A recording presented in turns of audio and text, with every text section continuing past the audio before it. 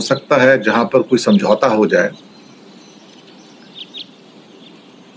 समस्या यह है कि अगर समझौते की बात आएगी तो अमेरिका के लिए वो डिफीट होगी।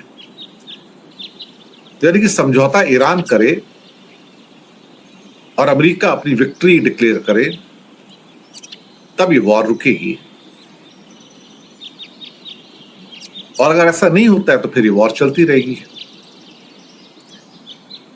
मुझे लगता है कि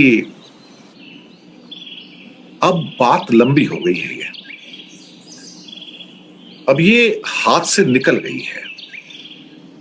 आजकल हमें जितने भी एनालिस्ट हैं, टीवी पे हों या इंटरनेशनल टीवी पे हों, मैगजीन्स में हो, आजकल सबको अफगानिस्तान और वियतनाम की बहुत याद आ रही है, जहां 20-20 साल इन्होंने गुजारे। अचानक से उनका जिक्र होने लगा है। लेकिन फिर वही बात आती है कि हिंदुस्तान में बहुत सारे ऐसे एनालिस्ट हैं जो ये कह रहे हैं कि America is super super super power और उसको डिफीट करना बड़ा मुश्किल है।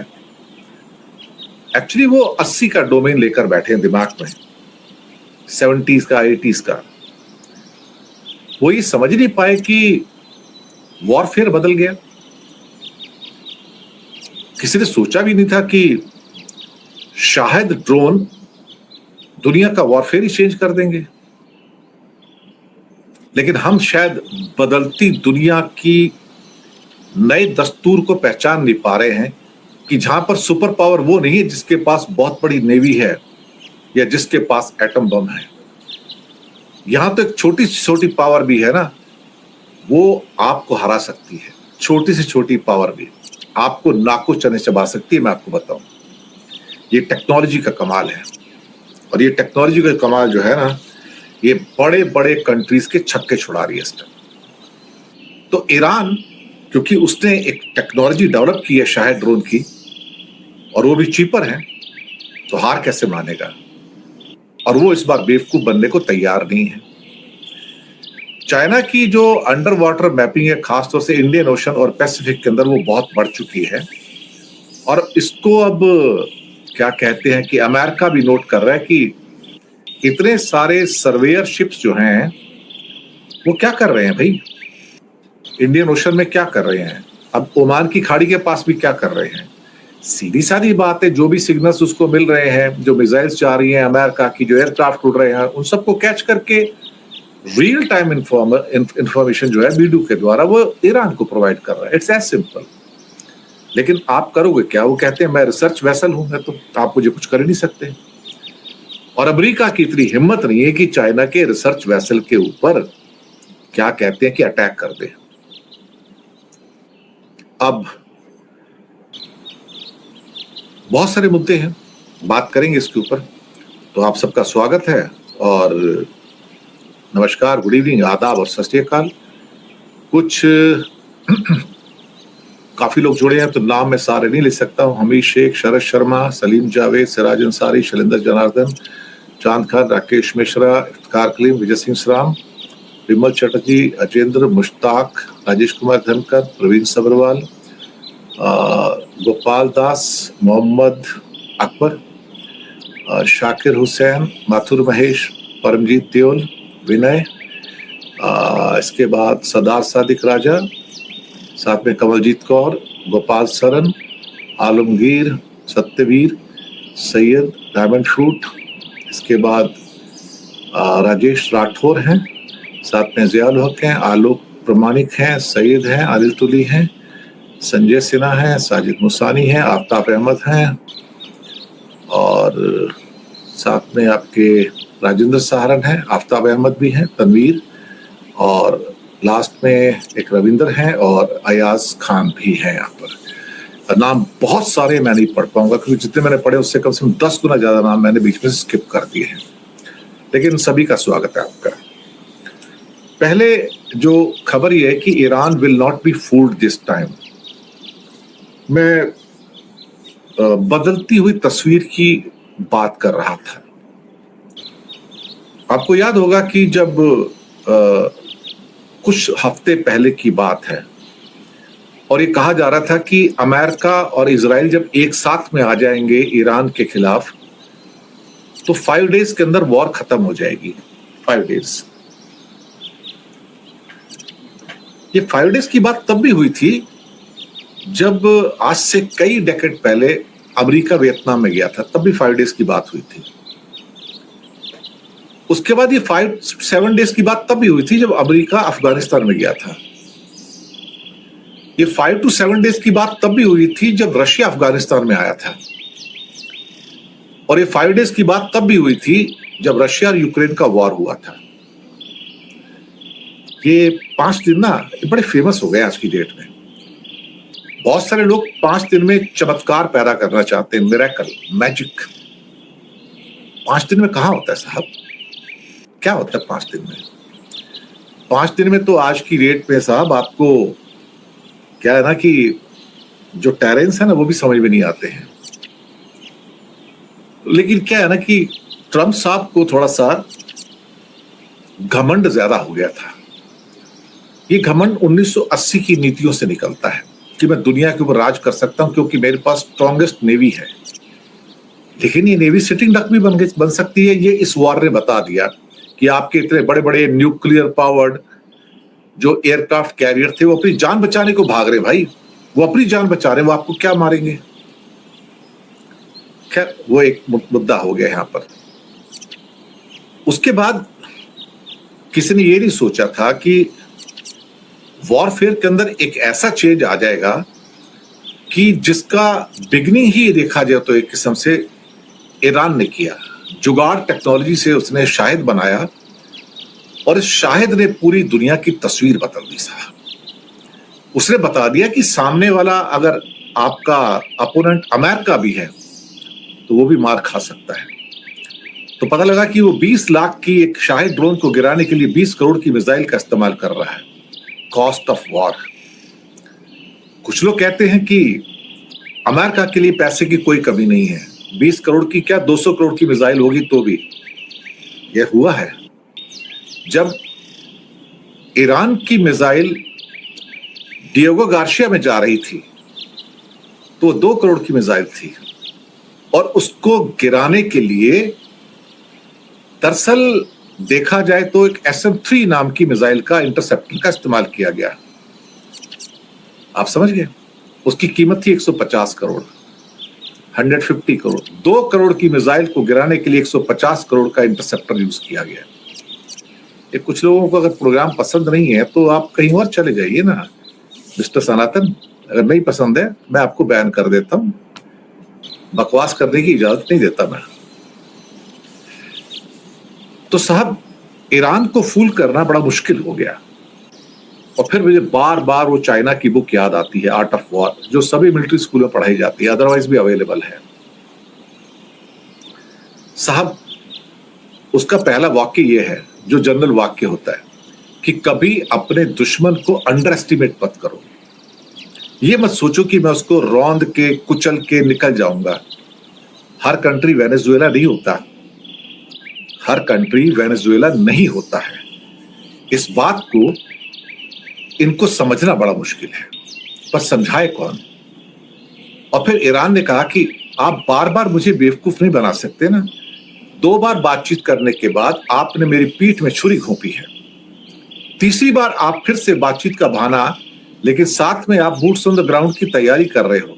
ये मैं देख रहा हूं अपने सामने, क्योंकि जो हमारे सैटेलाइट सिस्टम से चाइना के और रशिया के, उनसे कुछ छुपा तो है ही नहीं ना। जब कुछ भी नहीं छुपा तो हमें सारी आपकी तैयारी पता लग रही कि आप 5 दिन के लिए हमें बेवकूफ बना रहे हैं। You are buying time actually, ताकि आपके एम्फीबियंस और मरीन कमांडो यहाँ पहुंच सके, आपका असला बारूद यहाँ पर पहुंच सके। यही तो आप करना चाहते हैं, और क्या करेंगे? इससे ज्यादा आपकी उम्मीद भी क्या है? लेकिन ईरान चौकस है। उसे पता है कि 5 दिन के बाद क्या हो सकता है। उसने वो 5 दिन बाद की तैयारी पहले दिन से कर ली है कि ये करेगा। यानी कि अब आप एंटीसिपेट कर रहे हो कि ये धोखेबाज ट्रंप क्या कर सकता है, कि ये धोखेबाज ट्रंप आखिर कर क्या सकता है। वो उसकी आदत में है। जैसे बिच्छू की आदत होती है ना, बिच्छू काटेगा, ये काटेगा। आप इससे ये उम्मीद करो कि आपके साथ ये धोखा ना करे, ये हो नहीं सकता। पूरी दुनिया को ये आदमी बुली करता आया पिछले 1-1.25 साल से। टैरिफ सबको झुकाया, यानी कि मैं तेरे सामान पर 15%, 20% मारूंगा, तू मेरे सामान पर 0% मारेगा, और एक एक करके सबको रुलाता चला गया, सबको, इंडिया को भी। लेकिन फिर अचानक से पता लगा कि अमेरिका में अभी थोड़ी बहुत डेमोक्रेसी जिंदा है, तो उनके सुप्रीम कोर्ट एक जजमेंट दे दिया। जजमेंट दिया तो सारे जो पौने 200 करोड़ डॉलर कहा जाए, तो वापस करने पड़ गए, रिफंड देना पड़ गया अमेरिका की जनता को।